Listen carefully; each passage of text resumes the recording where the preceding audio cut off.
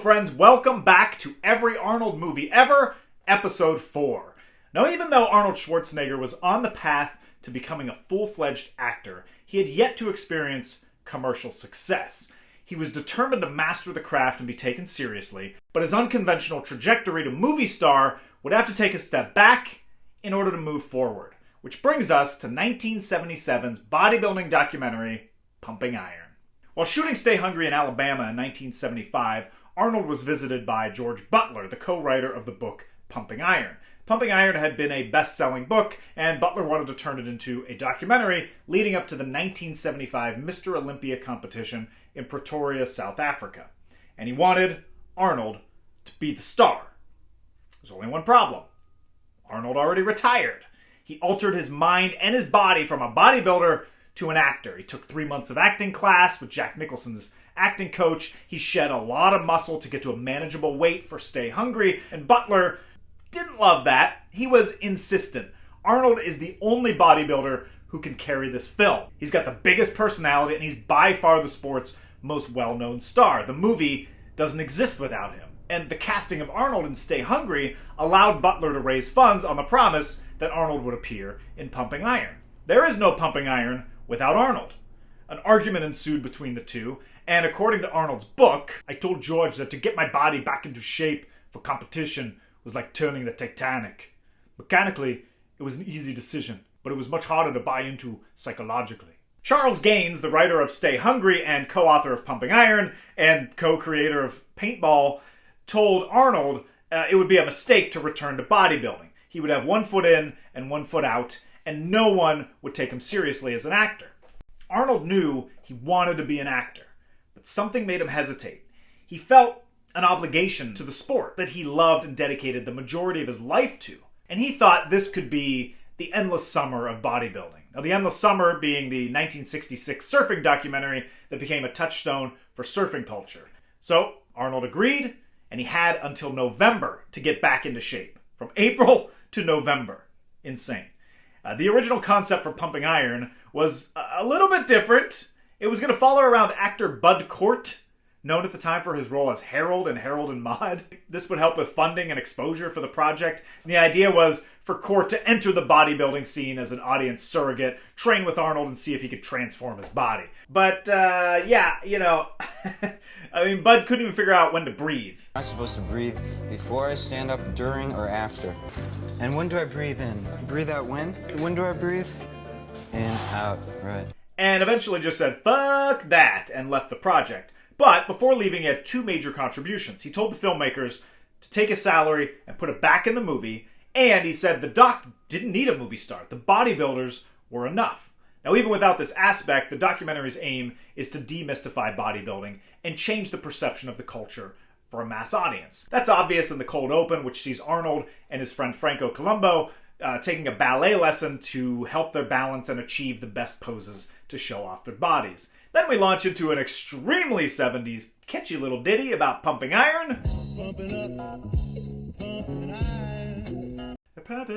Pump it up. And then we spend the next 10 minutes getting to know Arnold. He's introduced as the supernova at the center of bodybuilding. A 5-time Mr. Olympia who trains at the flashy Gold's Gym. He visits inmates in a prison and poses for them, and shares some of the more interesting philosophies that he has on bodybuilding. And it's here that we get one of the more famous monologues from the documentary, where Arnold compares the pump of lifting weights to, well, Arnold will tell you. It's as satisfying to me as coming is, as having sex with a woman and coming. I'm like getting the feeling of coming in the gym, I'm getting the feeling of coming at home, I'm getting the feeling of coming backstage when I pump up, when I pose out in front of 5,000 people, I get the same feeling. So I'm coming day and night.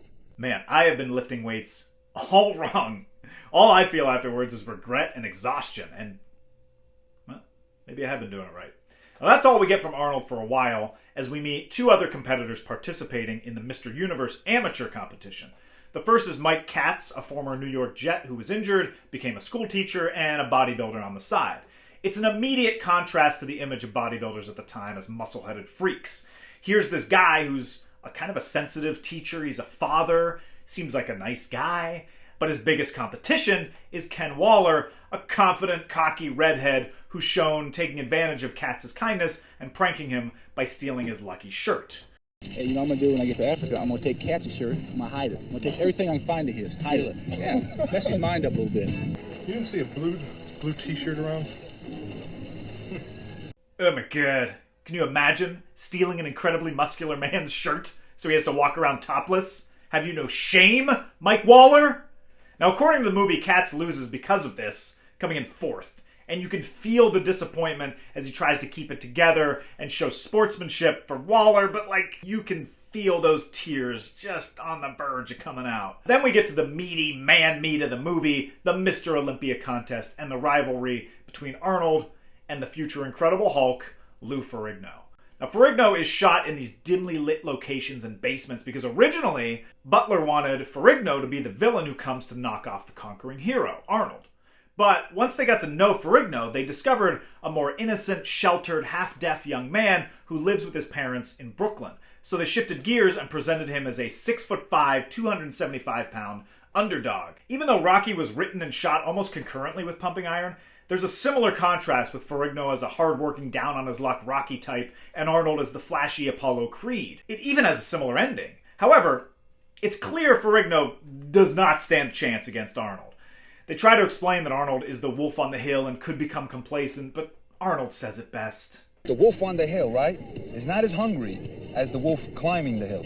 That's true. See? He's not as hungry, but when he wants the food, it's there. And then Arnold starts playing mind games, and it just seems unnecessary and a little cruel. But Arnold has what none of these other guys do: killer instinct. He even talks about messing with his best friend, Franco Columbu.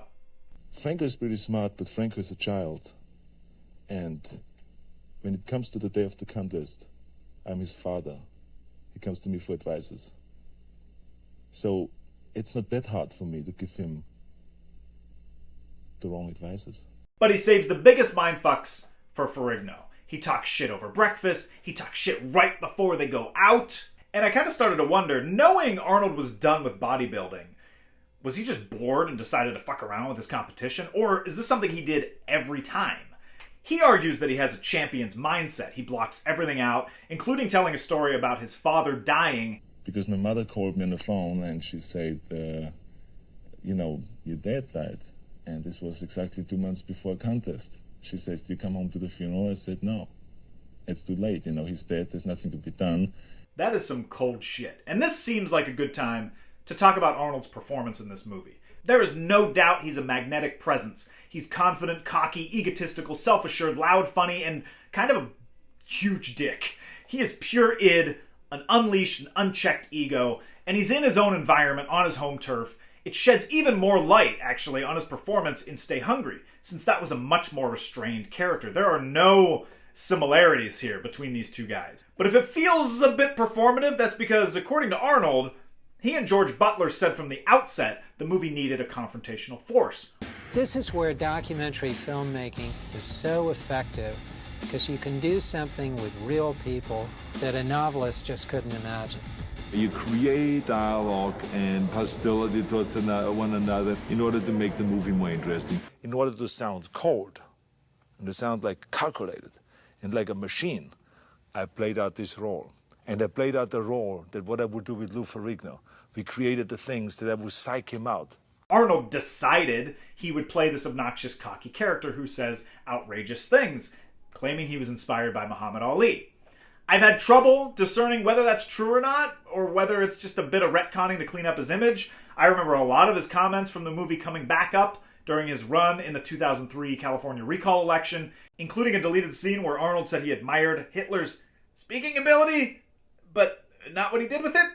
Well, boy, okay, buddy. One story that did make the doc was what I mentioned, Arnold missing his father's funeral because it would interrupt his training. It seems cold and ruthless, but there are conflicting reports about whether this is actually true.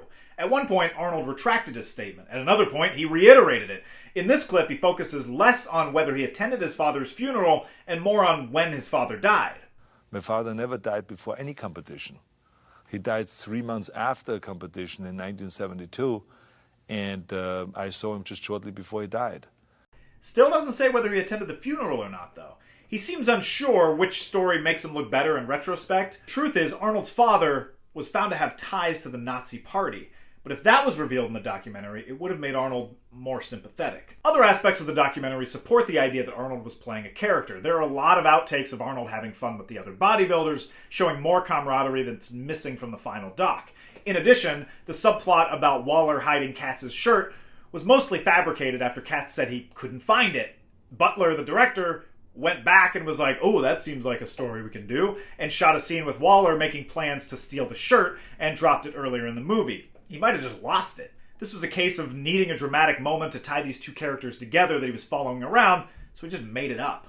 That makes it hard to take everything in the doc at face value. The lines are blurred. Arnold says, but there were certain things that are not true. And that's why we never call it a documentary, we call it always a docudrama. Because certain things were created in order to make it more interesting.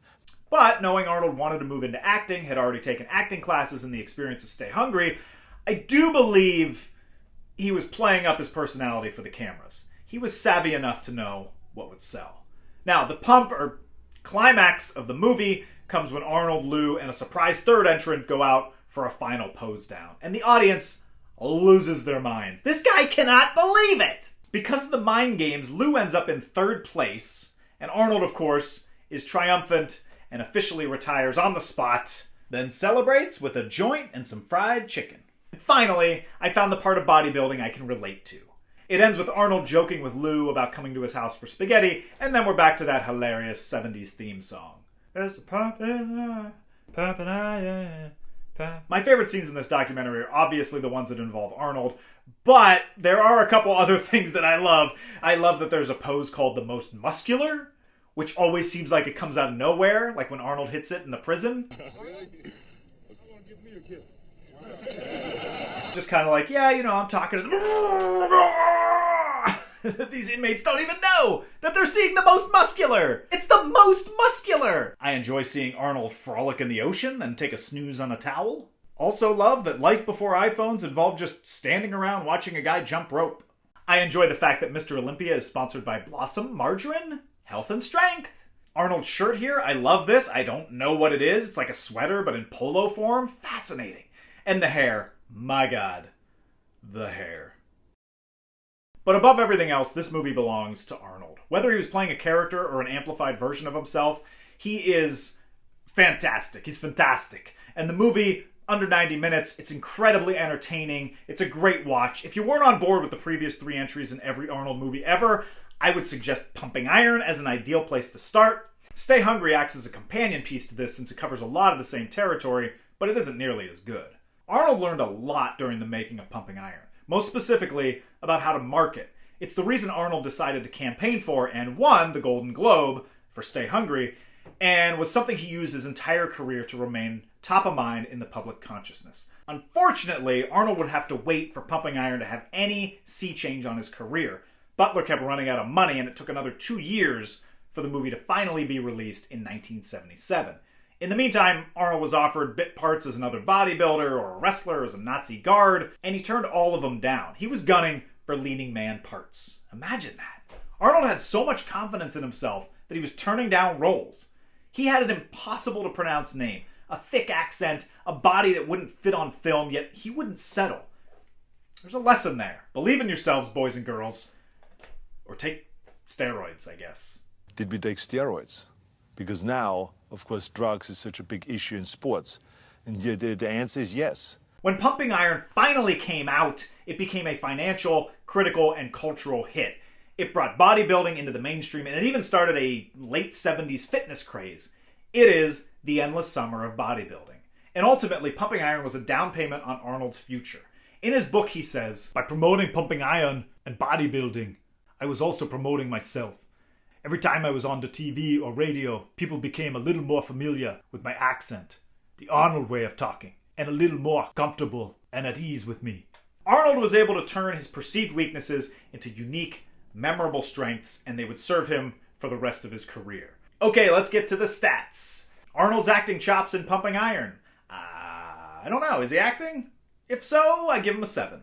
Kill count, 0, though he did take Lou Ferrigno's soul. Catchphrase. I'm like getting the feeling of coming in the gym. I'm getting the feeling of coming at home. I'm getting the feeling of coming backstage when I pump up. Coming everywhere.